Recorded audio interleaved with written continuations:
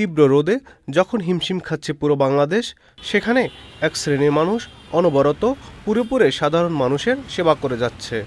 বলছিলাম ট্রাফিকের দায়িত্বে থাকা পুলিশ কর্মকর্তাদের কথা। তীব্র রোদ, সেই সাথে ধুলোবালি, গাড়ির কালো ধোঁয়া এবং হর্ন নিয়ে অনবরত দায়িত্ব পালন করছেন এই ট্রাফিকের দায়িত্বে থাকা পুলিশেরা। এটা প্রতিনিয়ত এটা একটা চিত্র, যারা আমরা ঢাকা শহরে বিশেষ করে ট্রাফিক সংশ্লিষ্ট যারা ডিউটি করি, এটা আমাদের সব সময় পোহাতে হয়। এই গরমের কারণে এই সমস্যাটা আরও বেড়ে গেছে, কারণ একই তো অসহ্য গরম, তারপরে গাড়ি ঘোড়ার শব্দ, আমাদের কষ্ট তো হচ্ছেই। যাত্রীদের সেবা দিতে এভাবেই সপ্তাহ জুড়ে কাজ করছেন তারা। বিকাশে কম খরচে ক্যাশ আউটের লিমিট বেড়ে 50,000, প্রিয় এজেন্টও 2টা।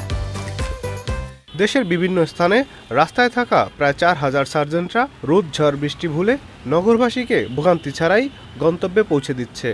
যদিও এমন কঠিন সময়ে দায়িত্বরত পুলিশ কর্মকর্তাদের সুস্থতায় নেওয়া হয়েছে বিভিন্ন উদ্যোগ। পানি, গ্লুকোজ, খাবার স্যালাইন ও প্রতিটি পুলিশ বক্সে রাখা হয়েছে প্রাথমিক চিকিৎসা ব্যবস্থা। গরম, ঠান্ডা, শীত, বৃষ্টি উপেক্ষা করে আমাদের ডিউটি করতে হয়, যেহেতু ট্রাফিক এটা সব সময় কন্টিনিউ রাখতে হবে, এটাই আমাদের কাজ।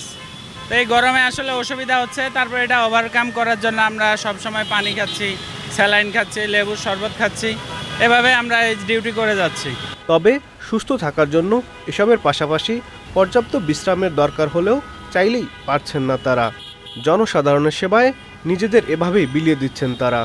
আসলে যানবাহনে যারা চলাচল করে তাদের আমরা শুধু চাই তারা যেন সুস্থ সুন্দরভাবে রাস্তায় আসছে, সুস্থ সুন্দরভাবে যেন বাসায় ফিরে যেতে পারে। আবার তারা এই গরমের মধ্যে তারাও কষ্ট করতেছে, একটা গাড়ি চালানো কিন্তু অনেক কষ্টের কাজ, তাদেরকেও গরমের মধ্যে ইঞ্জিনের তাপ নিয়ে চলতে হয়, সব গাড়িতে তো আর এসি থাকে না।